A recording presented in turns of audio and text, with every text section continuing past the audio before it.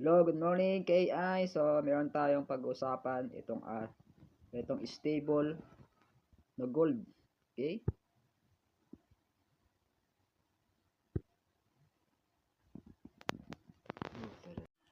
Hello, good morning KI. So, welcome back sa ating channel, Jonathan Bit TV. So, pag-usapan natin itong gold kasi ang gold is stable sa market ito, okay? Pang long term. So, ang tanong natin, bakit kailangan mo ng gold?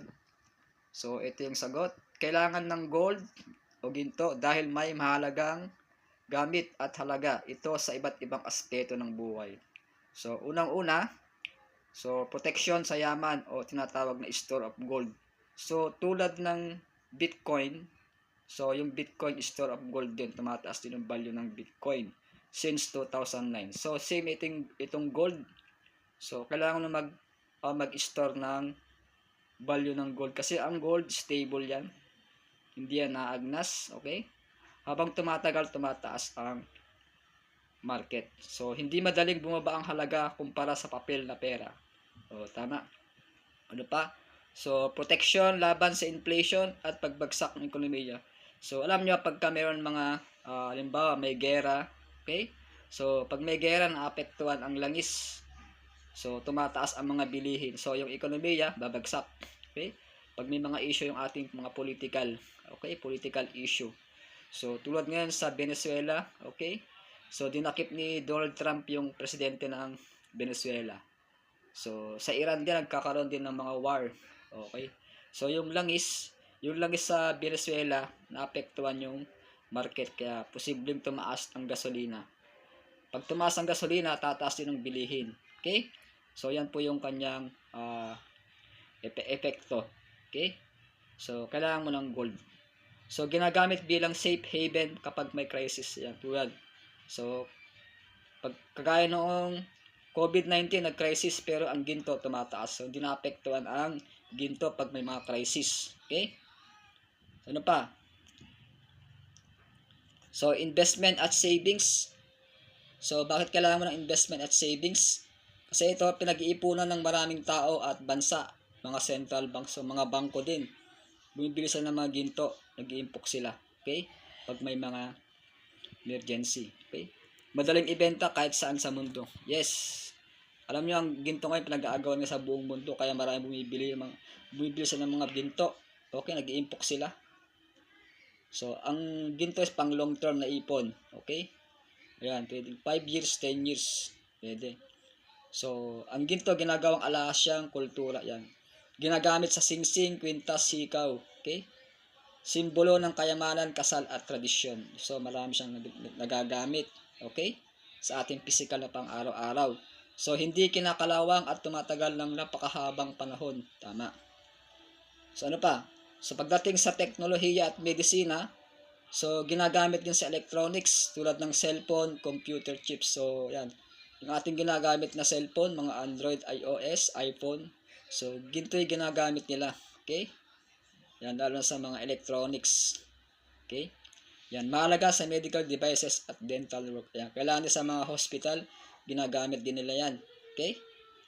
Ano pa? So, antibacterial na katangian. Ayan. So, panglima, pandaigdigang tiwala. Okay? So, limitadong supply kaya hindi basta dumadami. Okay? Ang pinakamalaking supply is Amerika. Okay? Sila yung mga number 1 pa din. Amerika, Russia, Germany. Yan yung mga matataas ng supply ng ginto. Okay?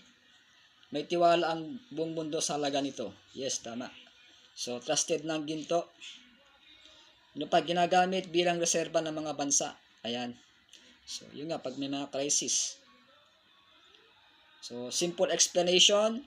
Kapag bumagsak ang pera, ginto ang natitira ang halaga. Yes, tama. Okay? Pag yung ekonomiya bumagsak, pero ang ginto natitira ang halaga. Kaya maganda mag-impok ng ginto. Kung gusto mo, pwede kitang tulungan. So, magkano ang ideal na gold na bilhin? So, halimbawa, mga karat, best na 18K, 21K, 24K. So, yan. Pwede mong gamitin sa gold versus crypto versus cash. So, pwede kang makipagpalitan o bumili ng golds gamit ang crypto. So, mamaya papaliwanag ko paano bumili ng gold gamit ang crypto exchange wallet. So, ito yung gold para sa retirement emergency fund. Okay, sabihin mo lang sa comment section ano yung natutunan mo sa ating uh, nag-usapang gold. Okay?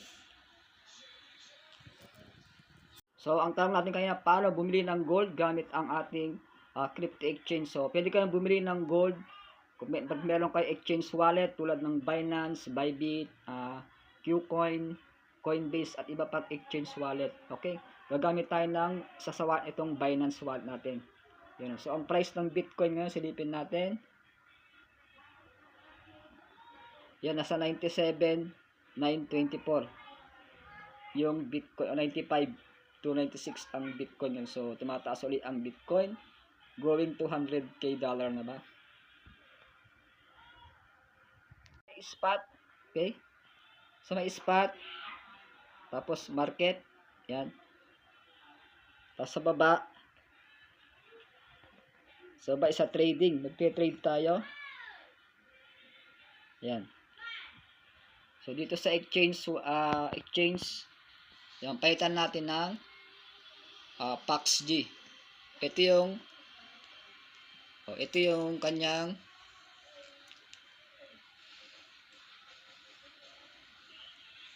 PAXG. Ayan, search mo lang PAXG USDT. Yan yung symbol ng gold sa crypto.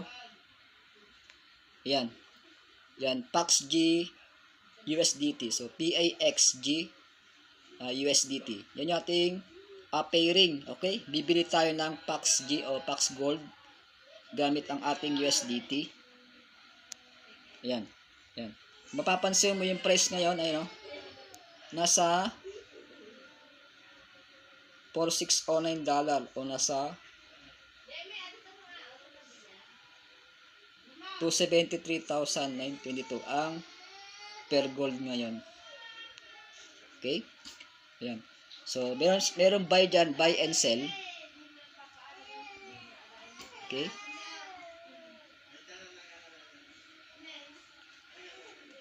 Ayan. So, gagawin nyo is click mo yung buy, bibili tayo. Gamit ang, kailangan meron kang USDT sa inyong wallet. Okay? Ayan. Tapos yung amount, kung magkano gusto mo. Halimbawa, $20. Ayan. 00.43. Okay? So, yung nakalimit yan, pagka tinamaan niya yung 4609, bibili agad yan. So, gawin natin, yung limit, palitan natin ng market. Okay? Para ibili agad. Ayan. Then, sa USDT is 20. Ayan. Then, click mo yung buy.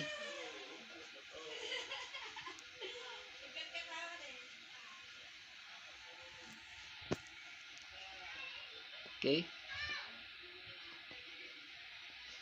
Okay, nakabili na tayo. Buy. Pag nakabili ka na ng buy, so after ba dito sa my home, balik tayo home. And then sa gawing taas, then click mo yung more. Yan, click mo yung more. And then hanapin mo yung earn.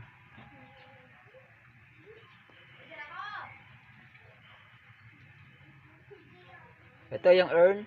Ayan. Click mo yung earn.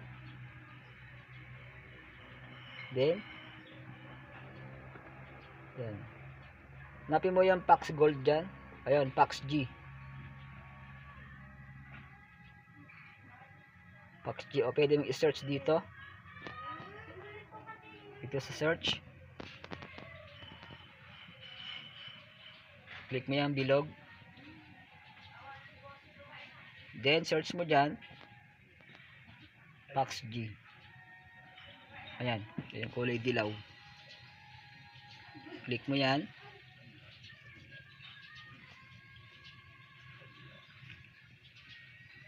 Okay. Sa spot, tingnan natin kung pwede mong i-stick yan eh. Sa asset, tapos spot. Yan na. So, yan yung ating nakabili tayo ng 1176 so $20. Ayan o. Yan, naka-hold tayo. Ang gagawin nyo is click mo yung earn a Pax G. Ayan.